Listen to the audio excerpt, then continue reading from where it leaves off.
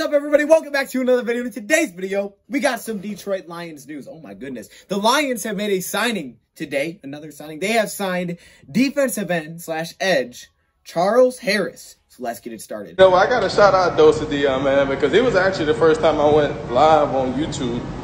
And, you know, guys don't know DoseOfDion. He put out a lot of good content for the Detroit Lions.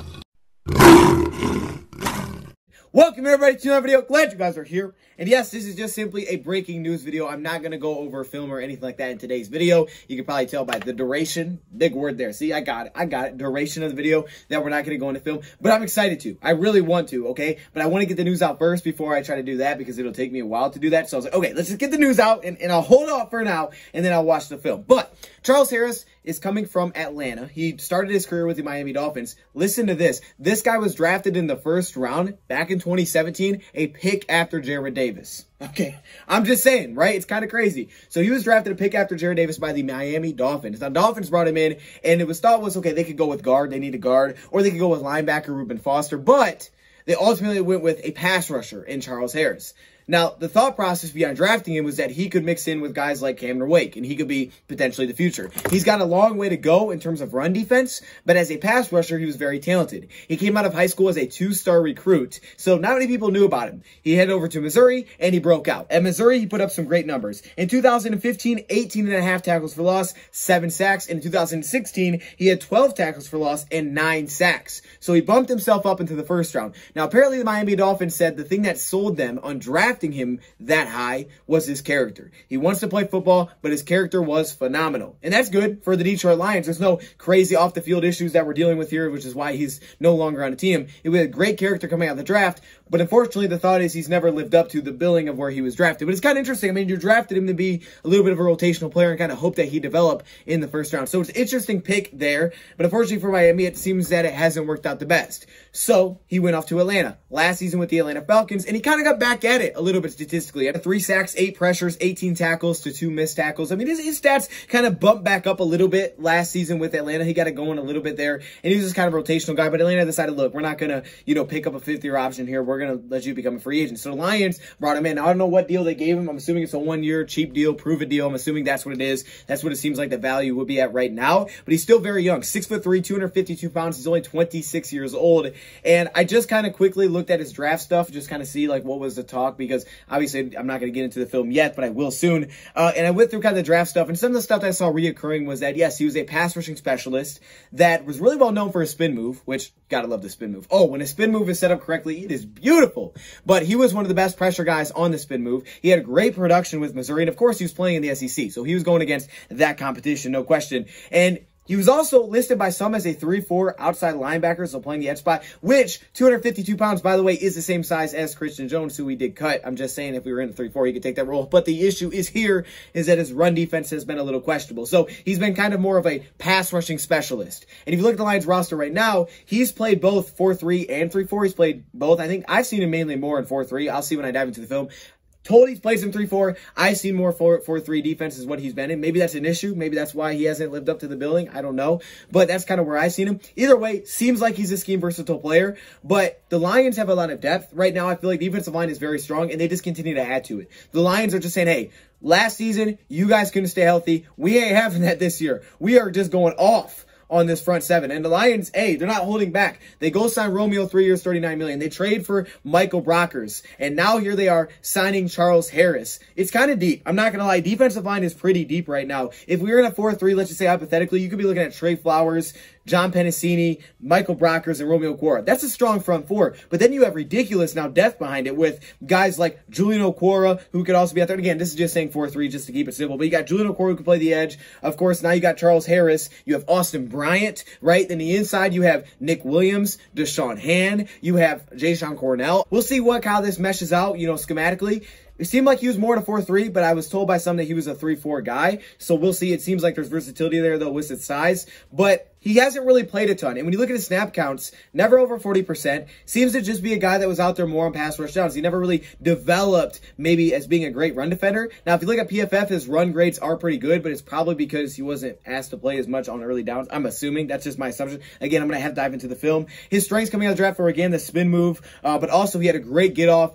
very athletic. I could definitely see the closing speed from the little that I did watch with him in college. Some of his question marks were as a run defender, being able to hold his own, hold his gap if that's his assignment. Also being bull rush, just adding power. He just needed to be more physical. He needed to add power to his game. From an outside view, again, I gotta watch the film because this may not be right, but it does seem like maybe this is someone the Lions could have that's, not lined up directly across an offensive lineman like he has been in the past, and that could potentially help his run defense. Maybe having him space where he can use that speed and athleticism and get off for the quarterback. That get off is really impressive. Maybe that's the spot the Lions try to play him at. See, here we go. I just did a little bit of digging and I found this. All right, Charles Harris quote here. He said, after Atlanta traded their 7th round pick to bring in Charles Harris from Miami, he said that Atlanta is more of a 1-gap system. Okay, Miami was more of a 2-gap system. Atlanta's more of a 1-gap system. So we just go 2-gap. You have to hold your gap. It's more reactionary, right? You have to be very disciplined. You have to clog the lanes.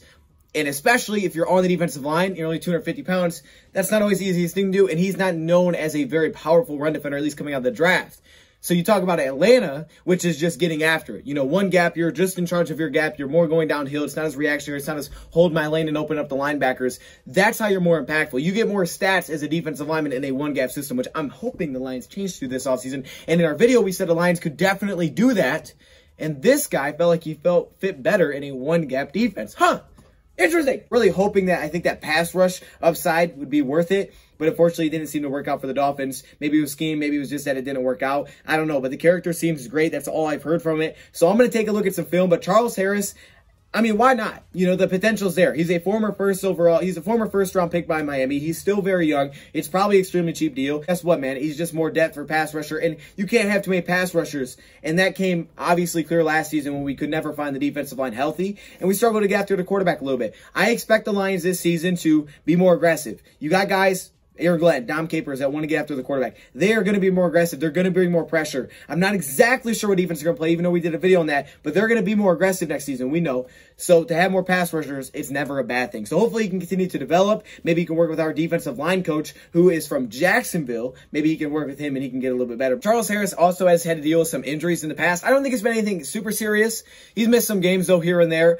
I think there was a wrist one. So there's been a few injuries here and there that has come up that's caused him to not really get that consistent playing time in and out. That can be an issue. But it doesn't seem like any serious injuries, but there have been some injuries in the past. So it's not like he's played every game. You're probably wondering why the board says Kenny Golladay. Well, I was actually going to do an update on that, but I might as well throw it into this video. Kenny Golladay spent Wednesday night, with the Chicago Bears in a meeting. Okay, wow. So they spent his time with their head coach, Matt Nagy, and Ryan Pace, the general manager. And tonight, I think, he's going to be meeting with the New York Giants. So still hasn't decided where he's going to sign. I don't know what the market is. It seems like it's lower, but I still think there's clearly teams interested. Now, you're asking, okay, well, how much cap space do these teams have? Honestly, I don't know. I've tried to figure it out, and it seems like everybody's got just crazy different numbers that aren't even close. So I don't know. Really, I really don't know. The one update that I saw is that the Bears are $10 million over the cap. Most people are saying the Bears don't have a lot of money, so they would have to clear some space to do this, of course. And there's some cuts, like people pointing out Hicks could be a cut. There's some things that they could do potentially to bring Kenny Golladay in. It really, went full in to try to bring in Kenny Golladay. Remember, they also tagged Allen Robinson. Now, Anthony Miller's on the trade market, but they gave a tag to Allen Robinson. Are they trying to pair Allen Robinson and Golladay together for next season?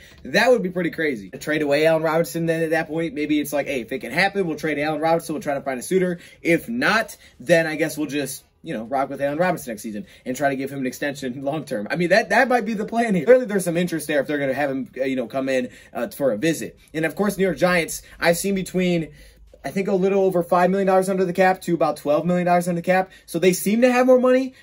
Basically, they seem to have more money, just the way they set up contracts and things like that. Again, I don't know how this will work financially for these teams exactly, but clearly there's interest there. Just don't go to Chicago, Kenny. Kenny, look, I get it, man.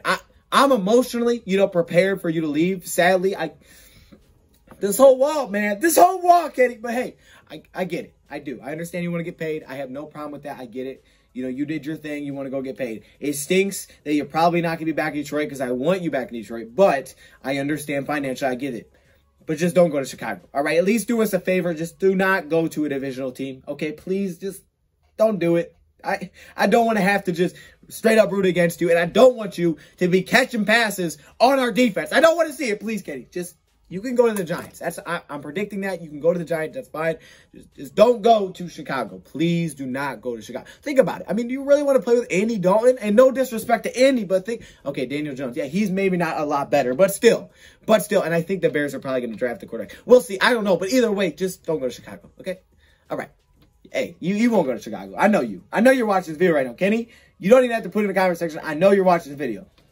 You're not? Okay. Well, this is awkward. But we'll see. I mean, I don't know exact role. We'll dive into the film, but Charles Harris is a Detroit Lion. So welcome to Detroit, Charles. Let me know your thoughts, guys. Well, thank you very much for watching. And I'm out.